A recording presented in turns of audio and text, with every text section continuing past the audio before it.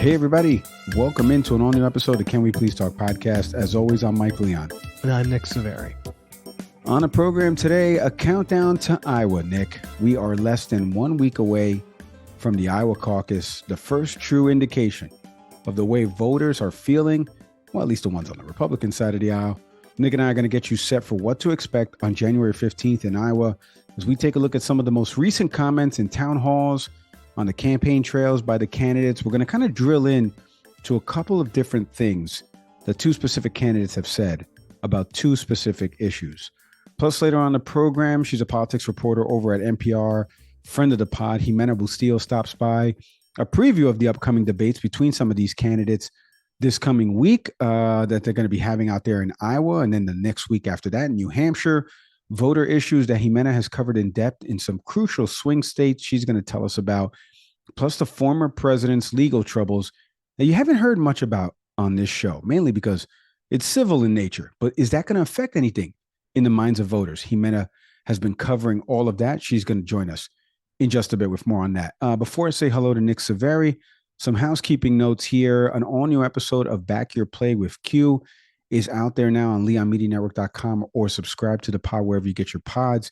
The NFL regular season is over. Q and the gang get you set for the playoffs that are happening this weekend.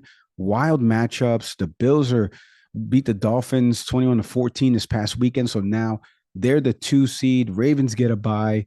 Chiefs Dolphins is on Peacock, and now everyone's got to scramble to see what is Peacock. If you live nationwide, you want to watch that game. All of that. Q and the crew break it all down. Download episodes of Back Your Play with Q. And like I said, it's over on leonmedianetwork.com, or listen wherever you get your pods. And also an all-new episode of the If You Lead Them podcast is out there now. Fantastic new podcast over on the network. Leadership and Coaching with Katie Barnett. Follow Katie across social media. She welcomes in Afia Boateng to discuss her work across different industries like financial services, technology, and more, and how Afia's people-first approach is the way she chooses to lead. Go to leonmedianetwork.com and listen to all new episodes of If You Lead Them podcasts, or subscribe wherever you get your pods. For Katie's podcast, we got so many shows here on the network, Nick, that it's getting out of hand. I didn't even tease Educate US and the new episodes that you guys got going out there. So go listen to Educate US, If You Lead Them, Back Your Play, and obviously thanks for listening to us. Now I say hello to the guy who's got 2 pods. Maybe he'll add a third one in 2024. We'll see. Nicholas, how you doing, buddy? How's everything going your way? I'm good. It's I'm hanging in there. As over the coming days, those who know me professionally will know who I'm talking about. But I don't want to go into many details, but I lost a friend earlier today, and it's hard. Here, man. Thank you. I got the phone call from another buddy of mine, and it's one of those things where you're just trying to process it. So I went through the 7, or at least the first few stages of grief early on, and still processing it. So that's, it's hard, and you're making sense of everything that's going on. So again, obviously, my wife and I were thinking about him and his family right now. And in the coming days, there's some calls I've got to make, to other people, and, letting folks know.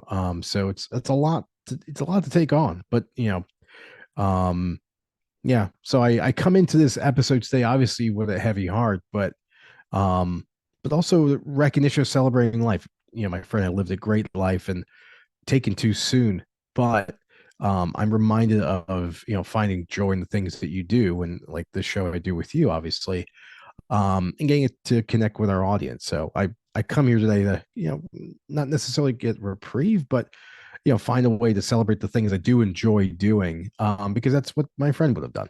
Yeah, that's so funny that you say that. And again, sorry for you for losing that friend, and also shout out his family in this time. But in our last segment, we actually talk about somebody else who's going through something medically that the way they escape through it is through television, and continue to go out there and share stories and do reporting and stuff like that, even though they're battling a very serious disease. So, boy, I got no segue or transition from any of that. Let's see if I can give you some respite here and kind of give the folks what it is that they want to hear from us always, which is kind of a breakdown of what is happening in news and politics. It's funny because it's very right now the news cycle, Russia, Ukraine, you don't hear much about it.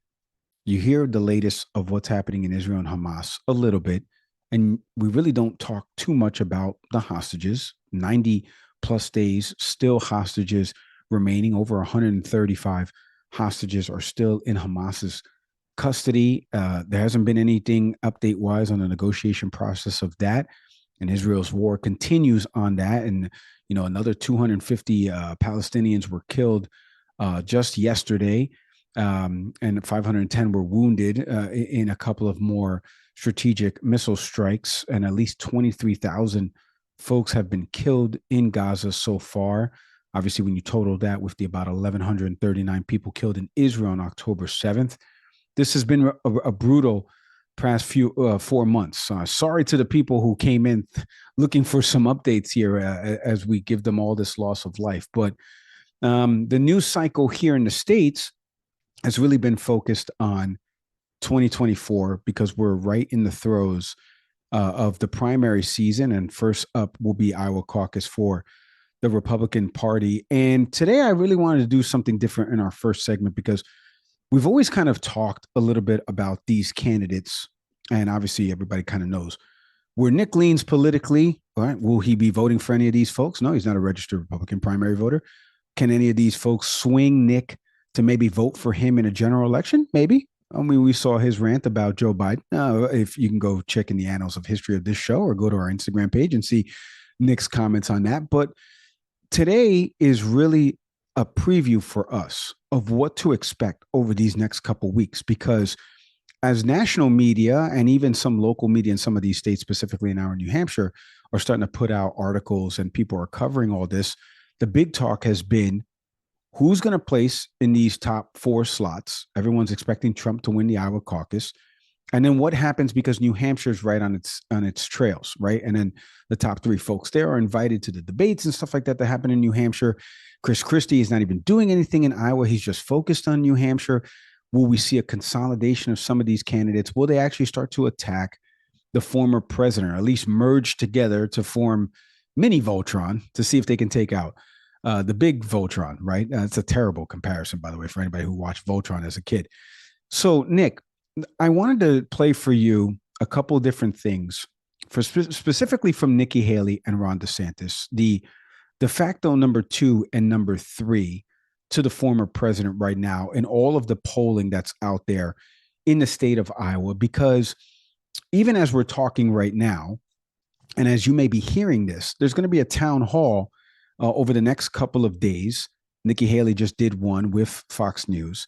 The week prior, Ron DeSantis and Nikki Haley did one each with CNN. Former President Trump will be doing one Wednesday night, the 10th, in Iowa with Fox News in parallel while CNN does a debate between Ron DeSantis and Nikki Haley. So it's really come crunch time where they're giving their final say to Iowa voters to see if people will caucus for them and see if they can get a ground swelling and maybe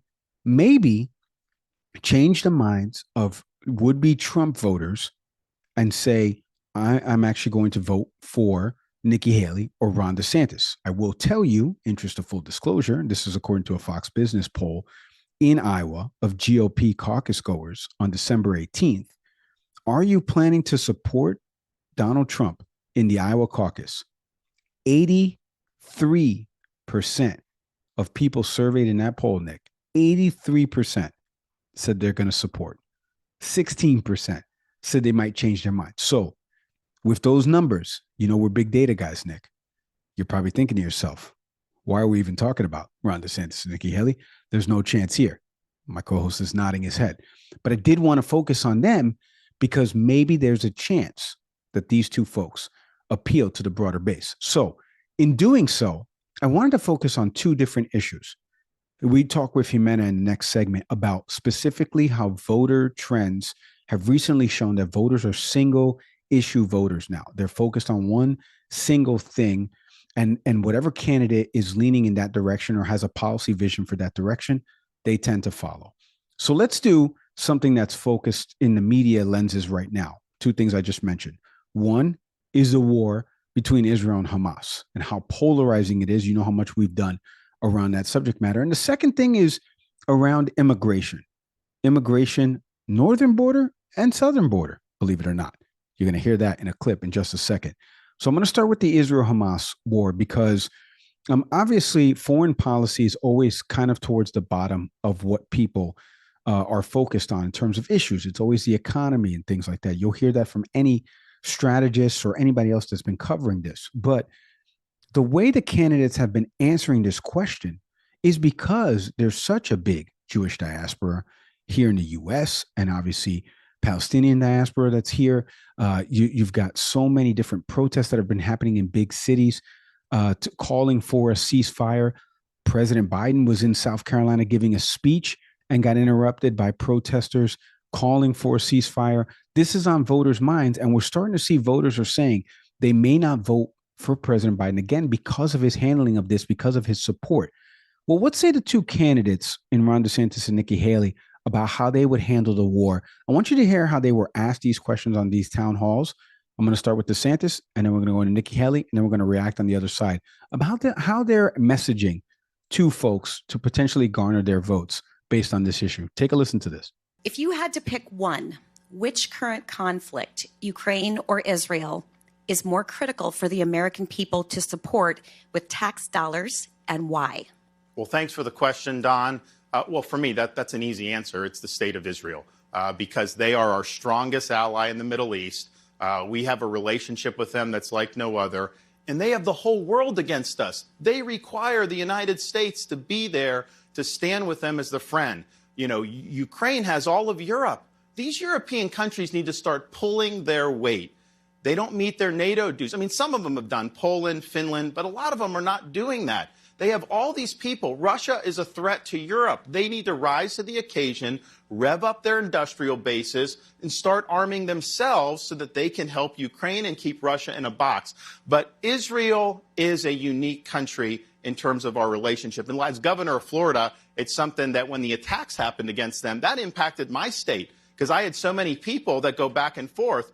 You had people that were stranded in Israel. They couldn't get back. The State Department wasn't helping them. The embassy wasn't helping them. So I did an executive order. We scrambled planes, and we rescued over 700 people from Israel and brought them back to the United States of America. When you're in an executive position, you need to be able to lead, particularly in crisis situations. We stepped up and helped our friends who were in Israel, and we would do that as President of the United States. Governor Haley, you are a very strong supporter of Israel. Do you believe the IDF operations in Gaza are disproportional to the October 7th attack on Israel, reprehensible as that was? You know, I'm haunted by what happened on October 7th. And the reason I'm haunted is because 5 years ago, I gave a speech to the entire world at the UN. And I told them that we knew there were maps.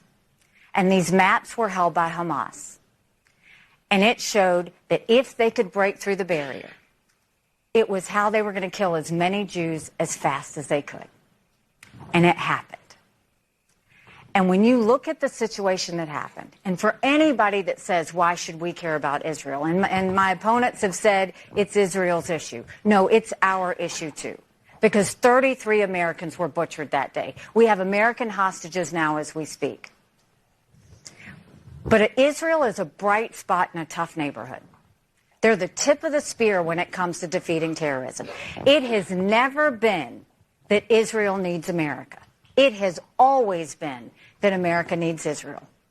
And on that horrific day, when they beheaded those people and burned those babies alive and took those girls out of the concert and raped them and dragged their naked bodies through the streets of Gaza, what did they say? Death to Israel, death to America. We have got to do three things when it comes to Israel. We need to give them whatever they need whenever they need it. We need to eliminate Hamas, finish them so they can never do this horrific stuff again. And we need to do whatever it takes to bring our hostages home. In order to eliminate Hamas, it requires them to go into Gaza. Hamas does not care about human life. They use women and children as human shields. There's a reason that they have all of their areas underneath hospitals and schools. I've been there. I've been in those tunnels. They're very sophisticated. That's probably where the hostages are being held now. Gazans would be so much better off without Hamas. But I know and I trust that Israel will do whatever it takes to make sure they save as many people as they can. You have to know the difference between terrorists and civilians. That's what civilized countries do. Okay, so you heard both candidates there talking about the way they would handle Israel Hamas war and the uneasiness in the Middle East. You didn't hear really too much about two-state solution there. They weren't really asked that. One was kind of asked which conflict is more important, which I think is actually a very good question, because for the American people, and shout out to our buddy Curran and his podcast This Week Explained, where they really talk about how geopolitics affects us here at home, right? And the war in Ukraine and why prices are higher for certain things and what we get export wise from over there. So like taking that over to here now, DeSantis was asked which one they should pay attention to more. Haley's question was interesting to me because it was framed perfectly. It's the question that all of these candidates should be getting asked. Is the response proportional? Is what Israel is doing right now proportional to what happened on October 7th without excusing the attacks of October 7th, like that woman said in the question in the clip? She answered that terribly, in my opinion, Nikki Haley. The answer is no. The answer is, and I just gave you the stats at the beginning of this, 1,179 people were killed on October 7th. We're not excusing those attacks at all. Hamas is a terrorist organization that carried this out, and that's inflicting this harm by still firing rockets to Israel, even though they're being intercepted by the Iron Dome. And not only that, they hide within infrastructure that's in Gaza, whether it be residential areas, hospitals. Anybody who's a historian of the region, covered the region, have all said the same thing to us. Every single person. So this is not Mike Leon making this up. This is every single person has told us this. However, I just gave you the numbers. 23,000 folks, as of this taping, right now, as of this taping, have been killed in Gaza, 9,300 of them children that did not vote for Hamas in 2006, weren't even alive to be able to do that. Now they're not alive. The response is not proportional. What say you, Nick, about foreign policy? We know why it matters. You and I know why it matters. Voters may not know why it matters. It's happening way over there. I don't care. We're separated by a big ocean. I don't need to go over there. It's not going to come here. It's not going to come here to roost. And they don't see that from the economic perspective, and they don't even see that from the global stage perspective. What says you about the way, as a more informed voter, the way both of those candidates got asked a question about the war between Israel and Hamas, and the way they answered it? In terms of, how they both answered it. Well, first, and I understand that no one took this road, but I'll take it here. The answer could have been that we need to support both, and that the person who posed the question said either or. That's not how the government works. We don't pick a particular project and say no to something else. In the case of, supporting Israel's right to defend itself and at the same time supporting Ukraine, we can do both. We can chew gum and walk at the same time. The question is, do we want to have an out route to all this? Is there an exit point? I know recently reporting is talking about Israel's forces potentially being reduced, as the war continues on. It's a question of what is the support that we want to lend. So yeah, I right off the bat, when I heard that question, it's just to get political talking points off. Both candidates want to come off as supportive of Israel. That's fine. Like that, I totally get it. Ron DeSantis, like most times, makes buffoonish or just foolish talking points. He talks about Europe is not doing enough. If you go to the Council of Foreign Relations website over at CFR.org, by share of gross domestic product, which is essentially how much total money your country is bringing in, the United States is not even in the top 5 of countries that by GDP percentage is providing the most military aid. The top 5 are Norway, Lithuania, Estonia, Latvia, and Denmark. The US, you have to scroll down. It's not even top of the screen. You actually have to scroll down to find the US. The US currently right now against GDP, it's about 0.25%. Not 25%, folks, 0.25% of our GDP is going toward funding to address the invasion of Russia and Ukraine.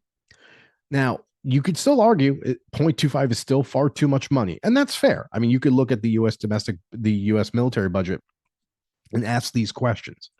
But I think it's short-sighted to say that one or the other matters more. Now your point about, the proportional response, I mean, that's the larger question that we should always ask, when we're supporting someone overseas, is what they're doing, what we stand for as a country. And I think that's the question that voters have been asking. And not even asking. I think people are making their answers felt. We are seeing repeatedly many Americans coming forward and saying that there needs to be a ceasefire.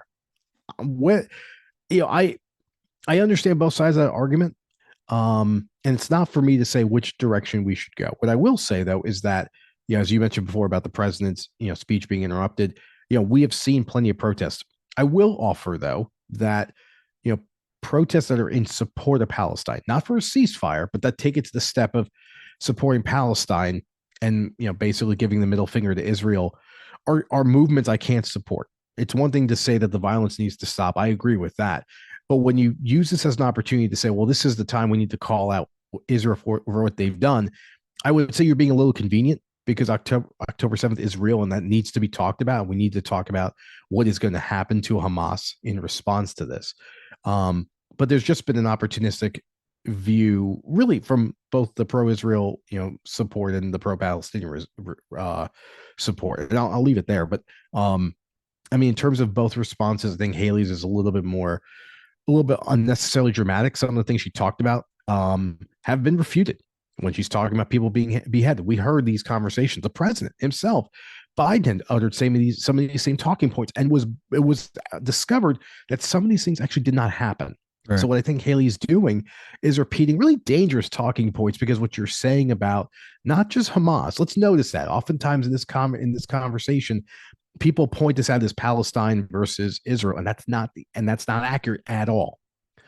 So when she says those things, it really does come across as, well, one side is clearly the terrorist and the other side is, just simply defending itself. And for many people we've had on this show, there's a lot more nuance to it.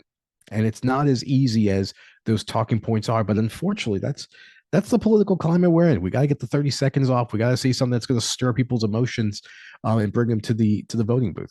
She also, in that clip that you heard there, had mentioned about the neighbors and Israel's in a bad neighborhood, which, you could take that however you want from a connotation perspective, but unnecessary, like you said, unnecessarily dramatic with respect to that. Not saying that Israel is not under attack from different areas, obviously with Lebanon and what's happening, with Hamas firing rockets. Not saying that, just saying the way she framed some of these things. And also, no, she's being racist. You're being kind, and I'll be a little bit more direct about it. When you say that Israel is surrounded by enemies, what you were saying is you were taking a stance against Arabic nations.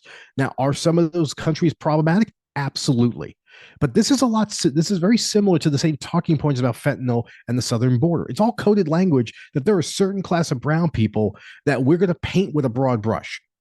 But in mass shootings and other events where predominantly we have white people or non-brown people that may more likely be the suspect, we're more willing to explain nuance. I remember that you played the clip on the show that for her to say, finish the job, kill him off, whatever language she used, say where she stands on. She could say where she stands on, but she doesn't want to. She wants to be delicate. I won't be. Right. Well, and that's why I kind of teed that up for you. There was a little bit of a softball there. In 2024, I'm going to be saying this everywhere I go. It's time to echo John Mayer and say what you mean to say. And so you just did that, and you are right. Like, saying that to me does come off a little racist. Brown countries all surrounding Israel. Now, listen, I want to make something clear. The reason why I played that clip from that town hall is because, I thought the voter asked the question exactly the way it should be asked. It's not about, nobody is a Hamas supporter that's in this room. Okay. I'm talking now about if I was in a room in Iowa. These folks couldn't tell you Hamas's uniform color if they had to pick it out. Okay. That's one. So nobody in here is a Hamas supporter. We're just asking you, the images that we're seeing of Israel blowing up Gaza to smithereens, experts telling you how small Gaza is, 2.2 million people, 23,000 dead now, right? Even if the numbers are inflated, we'll say 14,000 people. That's still, is that proportional? Is the response proportional to level buildings and kill people that didn't have anything to do with this? The analogy in the meme I always see out there is, if a school shooter is in a building, should the cops take a missile and blow up the school just to get the shooter? Does that make any sense? And I've seen that meme a bunch, and I'm like, yeah, that's exactly it.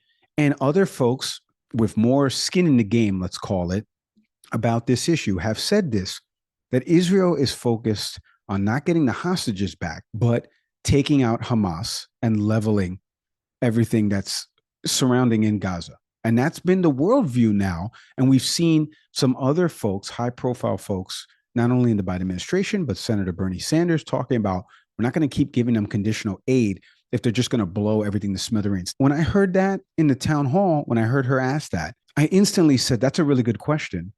Her answer should be no, it's not responsible. It's not proportional.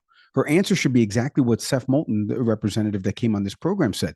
Israel's got to figure this out. They have to offer Gazans a way out of this. It's not to blow them up. It's not to kill them. Learn from us and what we did in Iraq with the insurgencies. He said it on the show.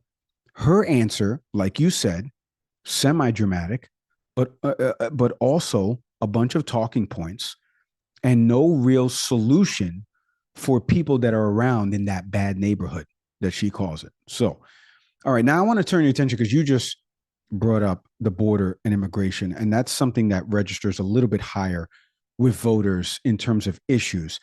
Both of these candidates have been talking about the border, some things that they would do that are very nonsensical. You're going to hear in the clip in a second. And then obviously the talking points about what is being smuggled in, how many people are coming in. We're going to refute some of that with some data, but I want you to take a listen to how both of these candidates in recent town halls on the networks answered these questions. Take a listen. Governor, almost all illegal migrants crossing the border carry a backpack or bag, and very few are cartel members. If you order to shoot on sight, now accepting women and children, how many innocent people are you willing to have killed to kill one low-level drug mule? Well, Joseph, thanks for that, but I take issue with the premise of that. When you're conducting military operations, you're not just doing that willy-nilly. I'm the only one running for president that actually has served overseas in a war in the Iraq campaign. They didn't wear uniforms. You had to positively identify. People would have hostile actions, hostile intent, and then you would be able to engage. So it's going to be the same type of thing. It's not going to be, and it's anything like we do even in domestically when a police officer would engage. So it's not going to be done the way the media is saying it's going to be done. But I will tell you this, I've been down there. The cartel will cut holes in the actual border wall, and they will come through with fentanyl. So my question to you and to other critics who don't say, how many fentanyl deaths are enough? Are we just supposed to sit here and let this happen? I think a president not only has a right, I think you have a responsibility to fight back against these people. You look at the fact that we have had 8 million illegal immigrants come to that border. Biden sent back only 142,000 last year. That's it. We've had more fentanyl cross the border that would kill every single American. Number one cause of death for adults 18 to 45, fentanyl. And don't think for a second China doesn't know what they're doing when they send it over. If we want to deal with this, we have to deal with it once and for all. No more excuses. And that means more than just building a wall. We need to do more than that. When I was governor, I passed one of the toughest illegal immigration laws in the country. Obama sued me over it. We need to carry that nationwide. We'll do a national E-Verify program where businesses have to prove that the people they hire are in this country legally. We'll put 25,000 Border Patrol and ICE agents on the ground and let them do their job. They're not letting them do their job right now.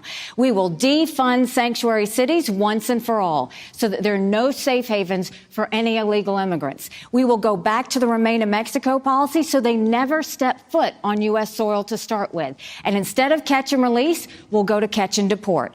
Okay, so you heard a little bit, I would think, at the top there, more policy and what she would actually do from Nikki Haley versus Ron DeSantis. Look, folks, I do not want to minimize what is happening at our southern border. She mentioned northern, that's not as much, but there's obviously at the southern border a wave of people, just like there is year over year, as the numbers have gotten bigger and bigger. 3.2 million encounters this year, excuse me, into 2023. We're in 2024 right now. 3.2 million encounters by the Custom Border Patrol Agency at the U.S. southern border. CBP officials have said, this is according to the Washington Post, that the current volume of migrants is twice the size of what the agency's budget can support. You heard Nikki kind of respond a little bit about that, getting more Border Patrol agents in positions and putting them in there. Illegal crossings at the U.S.-Mexico border rose 1% in November, 2% in December, according to preliminary enforcement data by the Washington Post. Senators across Republican and Democratic aisles, Senator Langford in Oklahoma, Chris Murphy in Connecticut, Kirsten Sinema, who is now an independent, that's funny in its own right, are trying to reach an agreement on several enforcement measures before we get to this looming government shutdown that we haven't even talked about yet, Nick, that's coming up on January 19th, that the government will be running out of money if we don't do another CR, continuing resolution. So I'm not minimizing what is happening at the southern border. And we've talked to reporters at the border at a couple different agencies and outlets, and we've invited officials like the mayor of El Paso on the program. He big timed us, so I'm going to remember that. But we've invited these folks to talk more about what is happening there and get a true sense without Nick and I flying out to El Paso or Juarez and trying to come in ourselves.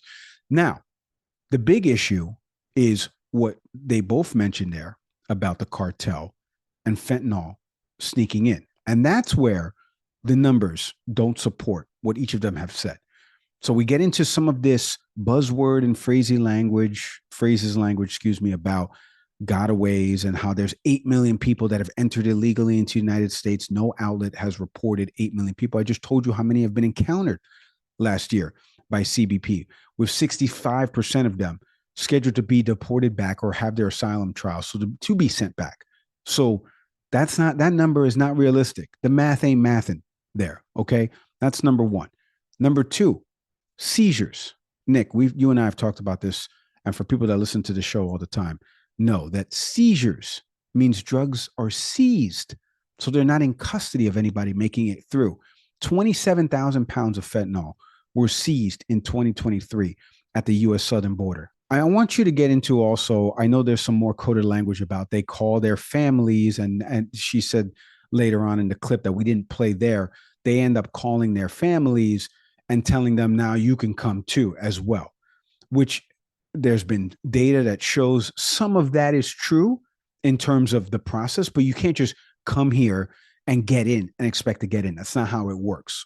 Everyone that knows, anybody that has gone through the process of getting into this country, that's not the way it works. You don't just call your family and have them come on in and ship on all the way over as well, especially the ones that are trekking it to go from the island nations through Mexico and to try to come into the United States. Okay, I say all that to say their biggest talking point between the two of them is the F word, fentanyl, and we know 112,000 or so deaths, according to the CDC, in 2023, fentanyl-related deaths.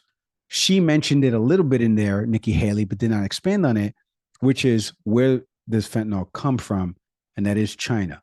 So if you do want to stop the root cause, that's part of the discussion when you're talking to China. What do you make of the way both of these candidates responded to this, and the fact that they continue to do this? Again, if you want to take it racial, by all means, take it racial. You've mentioned this before, that there's a surge of white Canadians trying to come in at the U.S. northern border. Are we covering it with the same attention? No. We all know we're not. You know that, and I know that. So if you want to go there, go there. But what do you make of the way the two of them are answering these questions? And it looks like Nikki is actually trying to give you some policies. We don't agree with them, but at least there's something there. And Ron DeSantis is not giving you any type of policy vision and just kind of giving you that coded fearish language about what is happening in the way the cartel is doing. And again, not minimizing some of the stories of what the cartel has done. The cartel's bad. Okay, just so you hear that from Nick and I's mouth. What do you make of both of them and their responses? Yeah, I appreciate DeSantis talking about that we do have to take a measured approach, that we can't just look at every person crossing the border, and assume that they are carrying drugs or whatever, crime we're accusing them of. The problem is consider the source. I appreciate DeSantis serving the U.S. military, but understand that as governor of Florida, I mean, his track record has been abysmal. Everything from COVID policies, most famously trying to get one of his health department members fired because of releasing COVID information. So it's really hard to take him seriously on that. But I do, in isolation to that argument about recognizing you can't treat all people coming over the border the same way. I agree with that. My concern is he has never struck me as someone who has a discerning vision about that. Remember, this is also Mr. Stand Your Ground law person. So, I also heard, Nikki talking about, by the way, it was funny when she said, they could call back home. Nikki, from one Indian person to another, our families called back home and they said, hey, this is great in the US. You should come over here. You know what did not happen? Just everyone got on, the plane from Air India and just flew over. It doesn't work like that. It's something called a visa.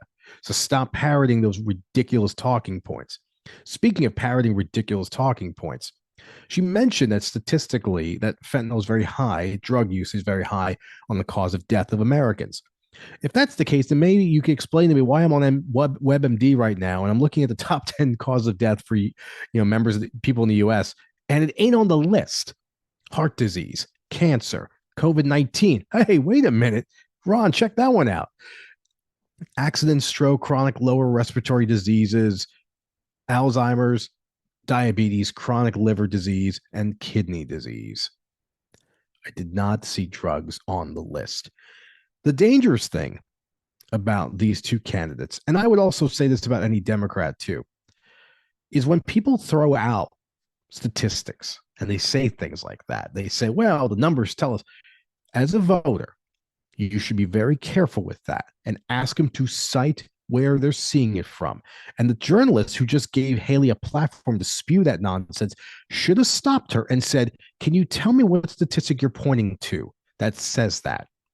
You and I, Mike, today we're talking about, one of the anchors at CNN who cornered, the Missouri, I don't know if he's Secretary of State or Attorney General about, potentially trying to get Biden. Secretary of State, yeah. Yeah, trying to get Biden off of the ticket. Essentially because it was a response to, what he thinks Democrats are doing in Maine and Colorado. Anyway, but the idea of cornering people to find out these facts, where it's coming from. And even if Haley got it from an assistant or intern, whatever, well, get the website, get that information.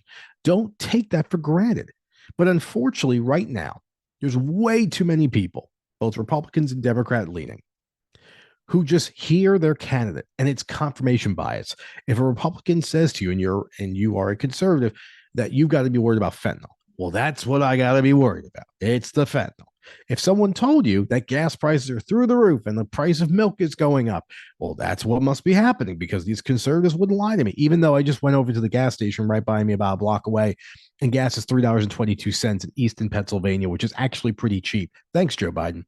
So do some level of your own information gathering, before you take for granted what these people say.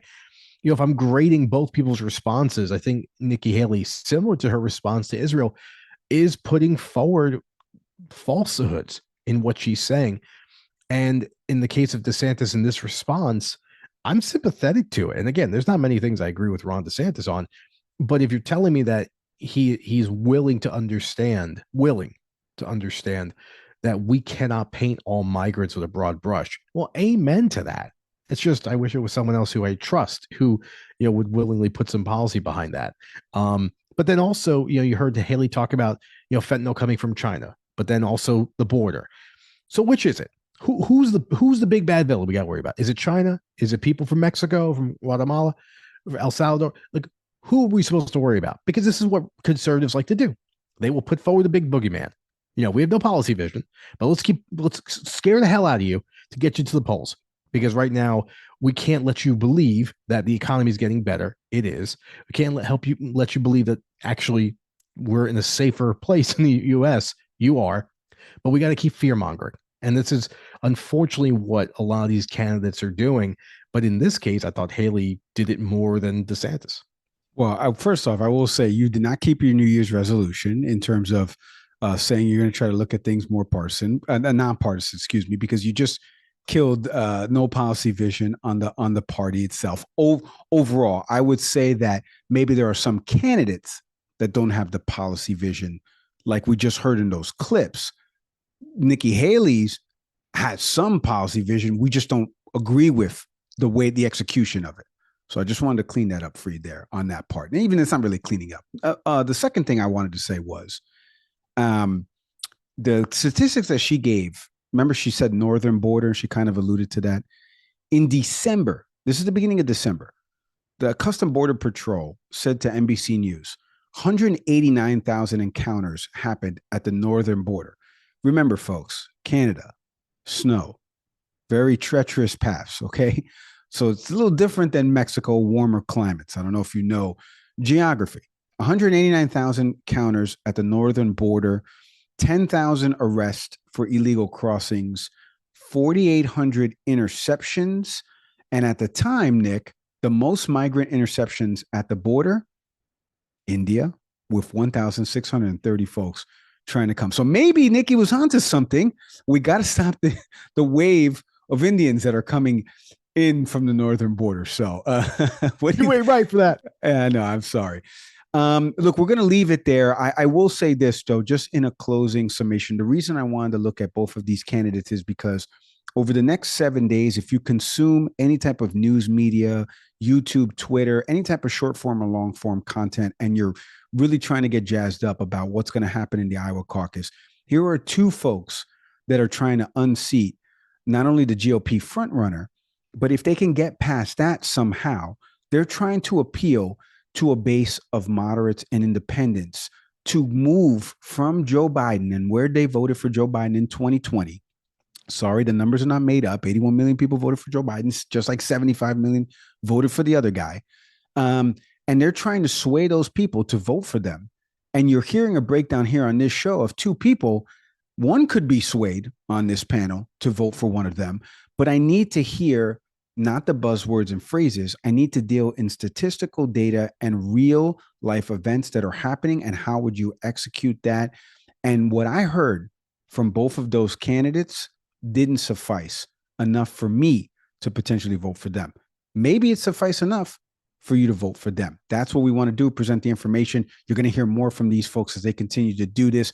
Speaking of hearing from folks, when we come back after the break, she's a fantastic politics reporter over at NPR.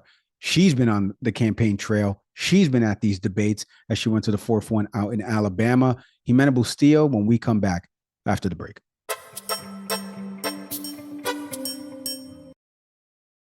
This episode is presented by the good folks over at Better Sleep, a personalized sleep experience for more restful nights and wakeful days. Nick, how's your sleeping habits, buddy? I know you got 2 kids. You wake up early. You go to sleep late, probably. Take me through. Are you sleeping better? Do you need help getting to sleep? What's your big issue and hang up here as you're trying to fall asleep at night? My quality sleep. I tend to go to sleep late. I love to read, but inevitably I do have to get up early. So I'm averaging probably maybe like 5 hours of what I would consider like quality sleep. So yeah, I was excited you mentioned this partnership because one of the things about Better Sleep that's awesome is the fact that the entire sleep experience is what they focus on. Everything from sounds to help you sleep, better understanding your sleep patterns. And Mike, that's really the breakdown that they offer. Super easy app to use.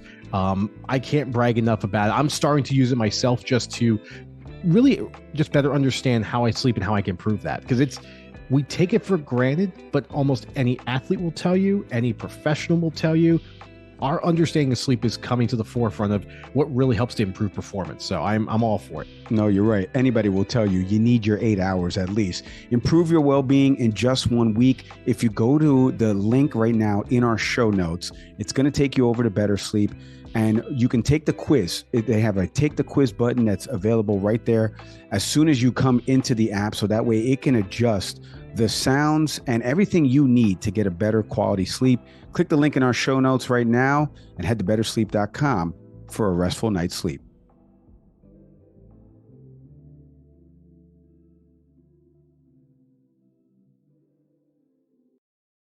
All right, kind enough to give us a couple minutes here. She's a correspondent over at NPR, friend of the show, Jimena Bustillo. Jimena, Mike, and Nick, thanks for hopping back on the podcast with us. Thanks for having me. You know, Jimena, there's so much to get into with you. We were trying to have you on before the holiday break. Now we're after the holiday break. You've been covering so much stuff. You've been in Arizona, you're in Boise, you're in New York covering the Trump trial. So let's get into a couple of the things that you've been working on as part of your beat. But I want to start at a high level first because we've got a debate coming up. We got the Iowa caucus coming up on January 15th here. And you were at the fourth debate down in Alabama. I would love to get your thoughts on the candidates right now. We see that Ron DeSantis and Nikki Haley have qualified for this CNN debate that's going to be happening. Former president is doing a Fox News town hall in parallel.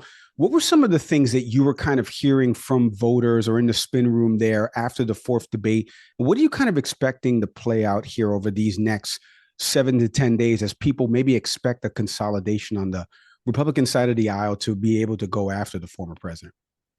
So we are seeing that consolidation. Chris Christie is not going to be on the debate stage this time in Iowa. And it is kind of important to note that there is a bit of a different vibe just because it is not a Republican National Committee sanctioned debate.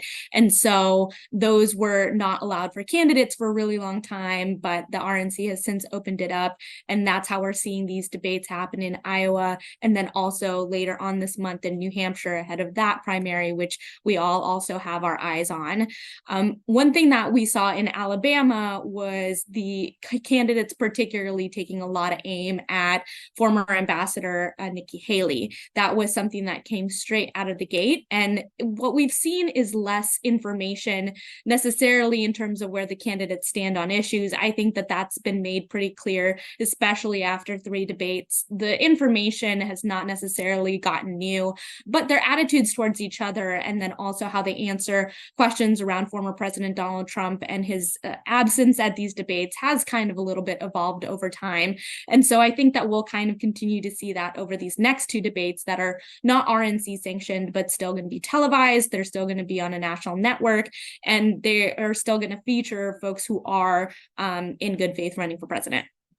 With Haley now being essentially the target from everyone other than Trump, in the conversations and the reporting that you're doing, are you seeing any example of where voters, even if they're currently embedded Trump supporters, like, or at least they're committed to the former president, where there's any wiggle room for anyone moving toward Haley or any other candidate? I've always been curious because the numbers keep telling us, like, if we're all in Las Vegas, like today, with $100, you'd put $100 on President Trump being the nominee for 2024.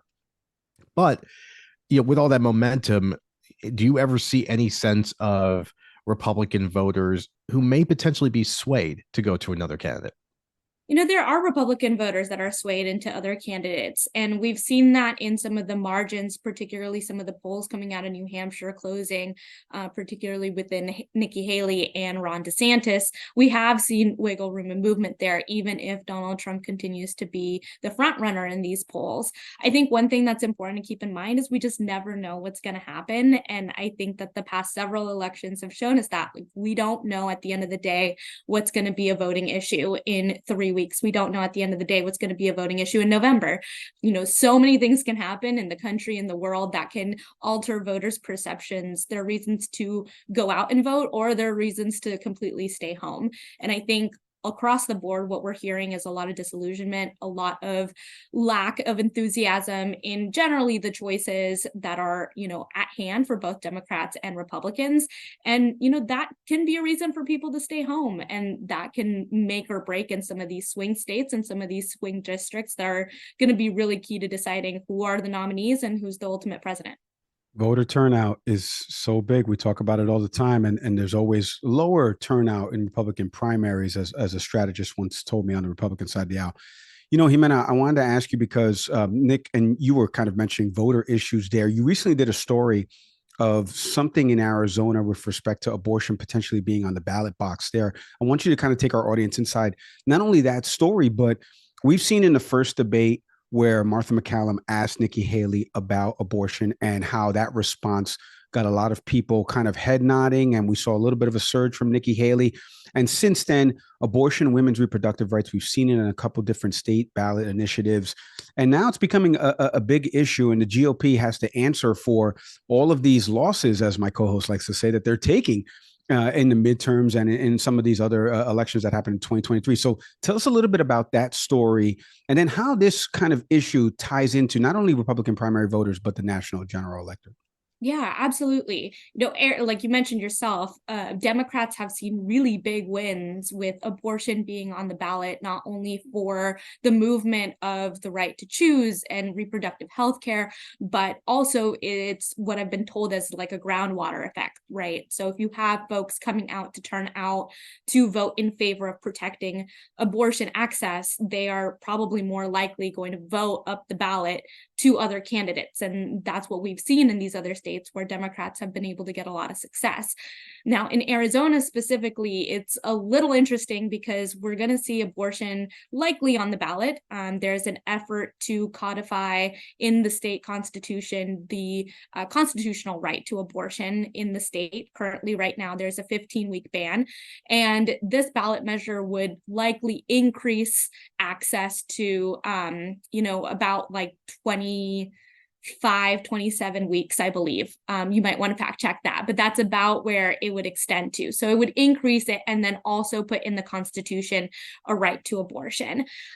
This is really important because not only is it going to likely be on the ballot and likely, be a motivator for Democrat candidates running for House, for Senate, and of course, Joe Biden for the presidency, but it comes on the heels of what is likely to be a state Supreme Court decision. So currently right now on a completely separate track, the Arizona State Supreme Court is trying to decide if it's implementing the 15-week ban that's currently in effect, or if there's a complete and total ban that, has been on the books for a really long time, but not enforced, if that's the actual law.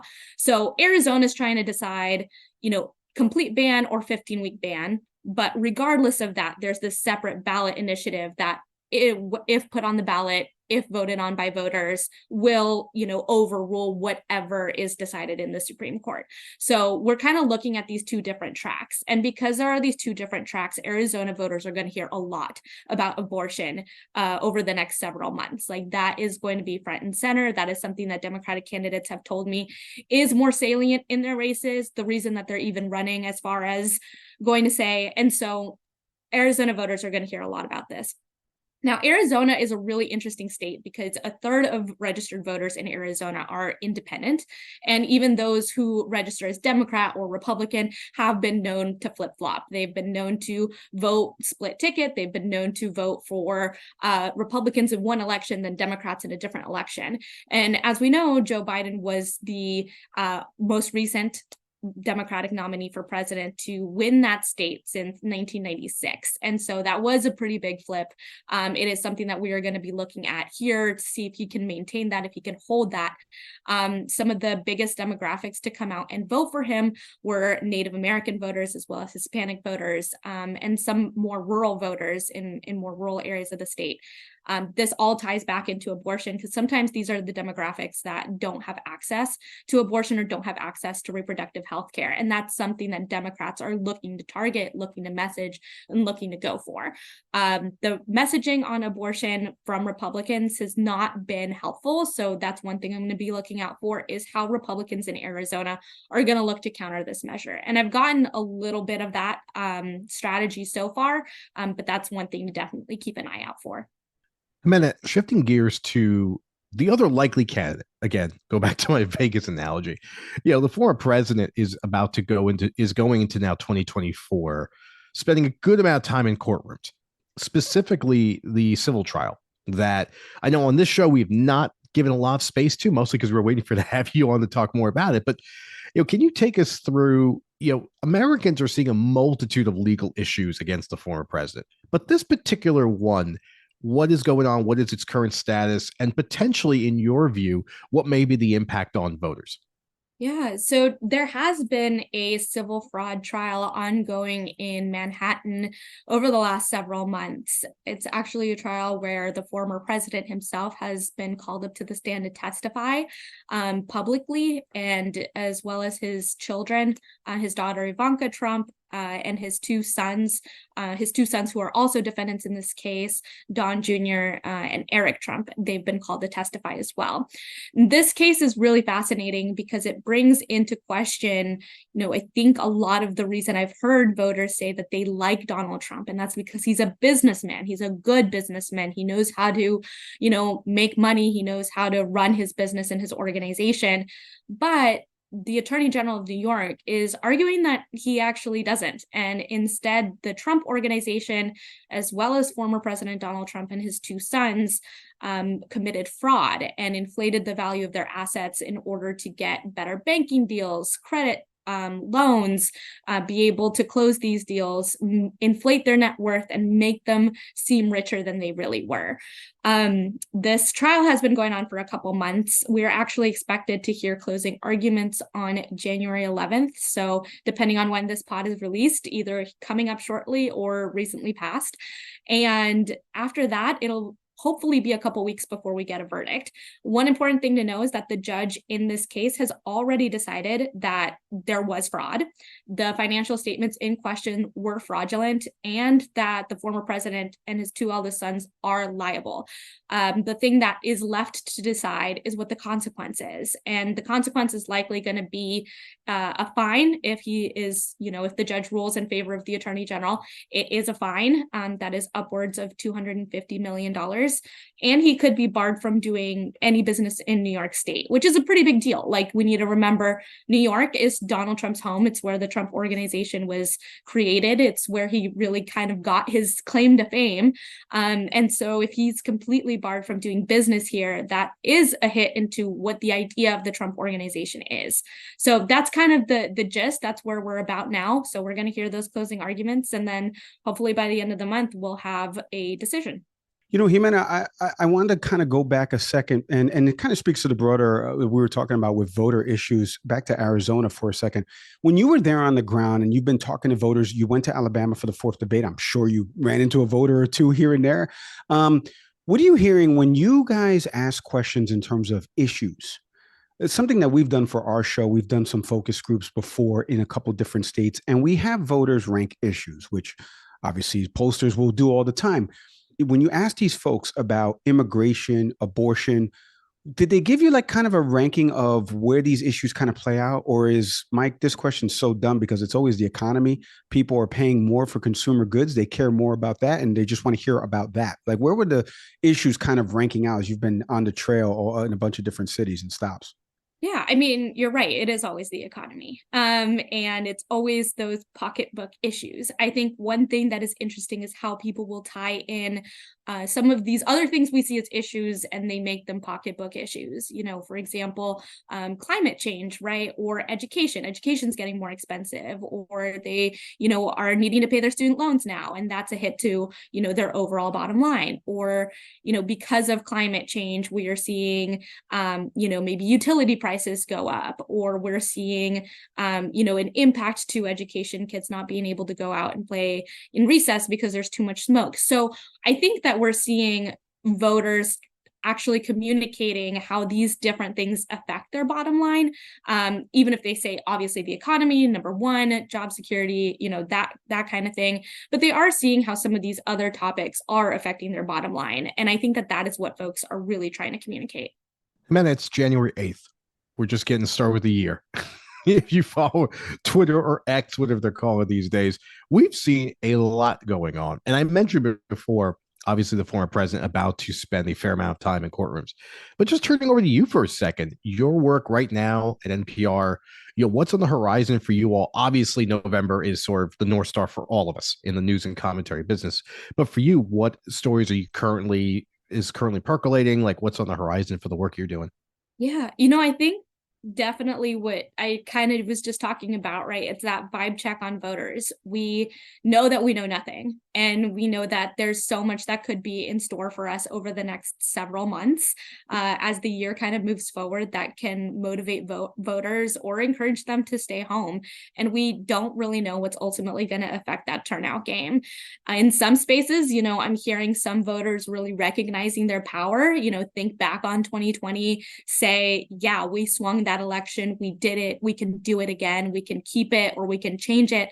But I'm also hearing a lot of disillusionment among people of all ages, people of all political parties, all backgrounds, that want to see more options, want to see different options, are not even thinking about the election yet because they're so worried about the day-to-day. And so I think that is really, the ultimate storyline here is what is going to motivate voters, how are voters going to be motivated, and, what is ultimately going to decide if they come out and vote, whether they voted before, it's their first time, or they just stay home. Interesting to see. It all gets kicked off really shortly, too. We're going to find out all as the Iowa caucus is getting set on January 15th, New Hampshire immediately after that. She's a fantastic reporter and correspondent over at NPR. Go follow her on social media, IG, on Twitter. Jimena, I can't thank you enough for always coming on the program. Continued success to you. Please stay safe. Yeah, of course. Thank you both as well.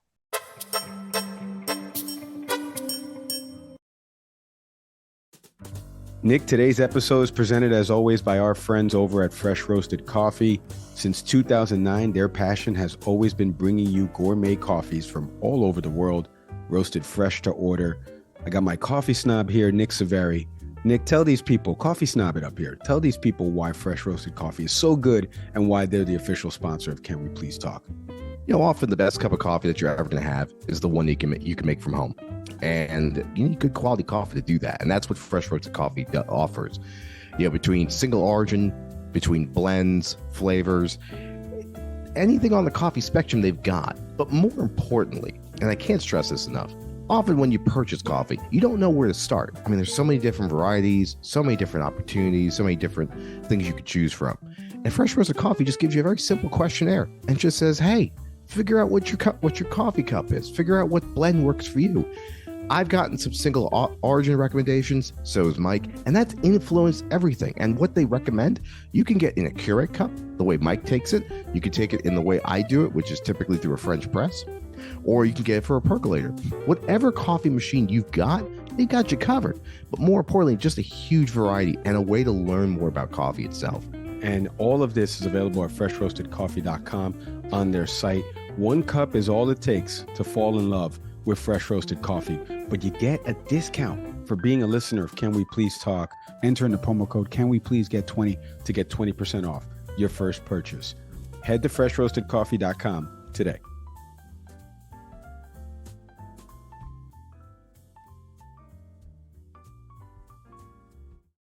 All right, our thank yous there to Jimena Bustillo. Like I mentioned, fantastic reporter over at NPR. You can go follow all of her articles, her work, npr.org. Follow her on social media everywhere. She's on Twitter. She's on IG. She does a great job.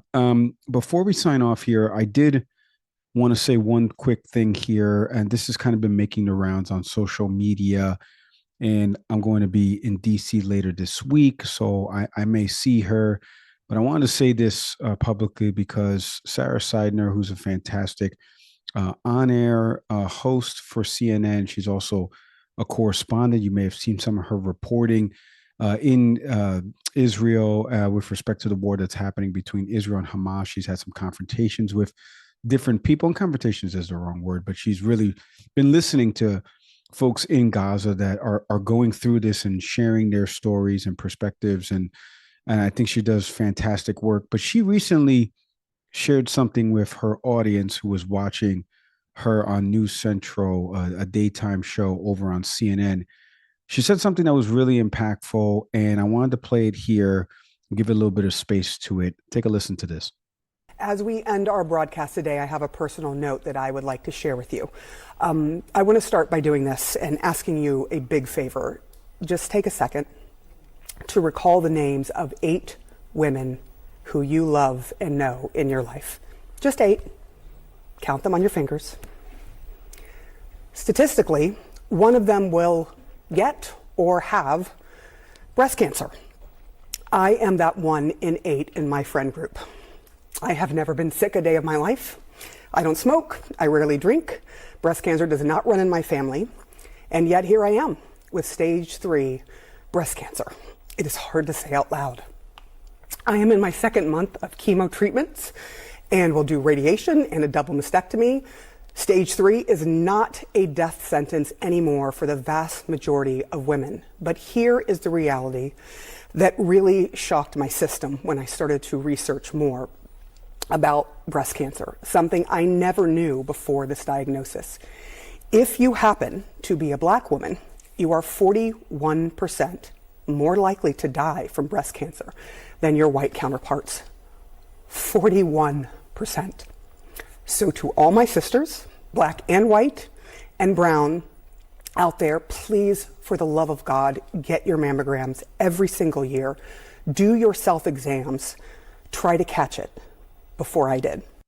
You know, maybe it's because I'm doing a lot more with the network now. Or maybe it's because I happen to know a lot of these folks that you kind of see on television.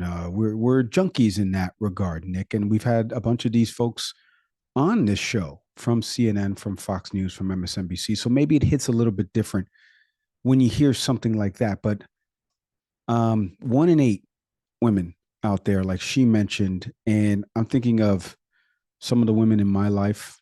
One of them is sitting next to me while I record in the room, and my lovely wife. And it is important that you go out there, get your mammograms, and get checked. And when I saw that come across Twitter earlier today, I said I wanted to devote some space to tell Sarah and our audience, Sarah, we're really thinking about you. You're in our thoughts and our prayers, and we know you're going to get through this. The fact that she's already in her 2nd month of chemo, as somebody who has been watching her reporting, and I know she just did New Year's Eve on CNN, a live show from Texas, a testament to her that she wants to keep working and doing all of that stuff. So, Nick, I know obviously your lovely wife Laura is a doctor, and I know more with pediatrics, but this is something I heard this and I said I wanted to devote some space just to give Sarah the attention that she needs, and also, you know, so many different folks devote different months. I forget which month it is for breast cancer awareness. I know Major League Baseball does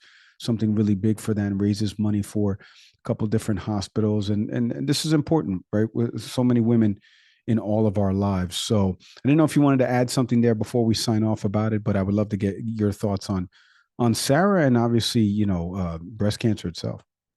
Yeah, anytime someone is willing to come forward and share a story like that as a way to prompt action, it's a brave act. It's a call to action. So we're all grateful for Sarah coming forward.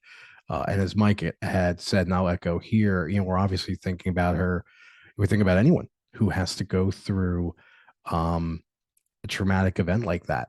You know, cancer, every year, you know, for those who are fans of ESPN, we know about the V Foundation, and there's so many organizations that try to raise awareness for cancer research. The fact that Sarah had came forward and said stage 3, as she had said, is not a death sentence is a testament to the fact that science continues to roll on, and we're making more innovations to prevent death.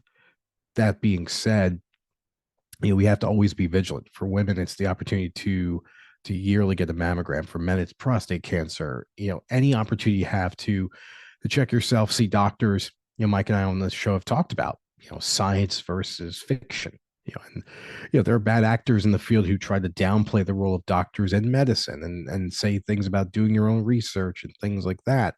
And this is a time where we're reminded, that there are amazing people in the field, oncologists, and other physicians that you can go see. So as Sarah had put it, check yourself, get checked, and maintain that regular habit of always monitoring your health, because as Sarah is living through now, these things happen, and without the opportunity to talk to doctors and really get perspective on what's going on, really understand the science of how to move forward with this diagnosis. She mentioned having a double mastectomy. I can't even process that. I mean, that's a massive change to your body and to your life. And that she's going through, that she was brave enough to share that, is something we should all celebrate, but also see as a motivation for us, for the women that we care for, to make sure that they're getting the treatment that they need and seeking the support that they need.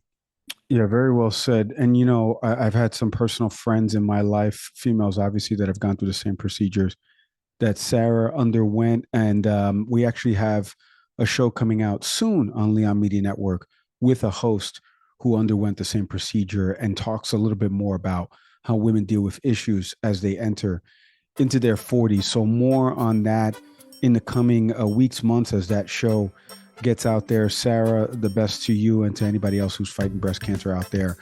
We're thinking about you, and you're in our thoughts and our prayers. For our show, thanks again to Jimena Bustillo. You want to check out the video portion of our interview with Jimena, you can head over to our YouTube channel, type in Can We Please Talk Podcast. We should pop right up. Audio podcast platforms, by now, Apple, Spotify, Google. Shout out to everybody who listens to us on Good Pods. Download the YouTube Music app. You can listen to us on the YouTube Music app. Shout out to Acast, our hosting platform. We can't do it without them. Can't do it without each and every one of you that listens to this program. As always, I'm Mike Leon. And I'm Nick Saveri. We'll see everybody next time.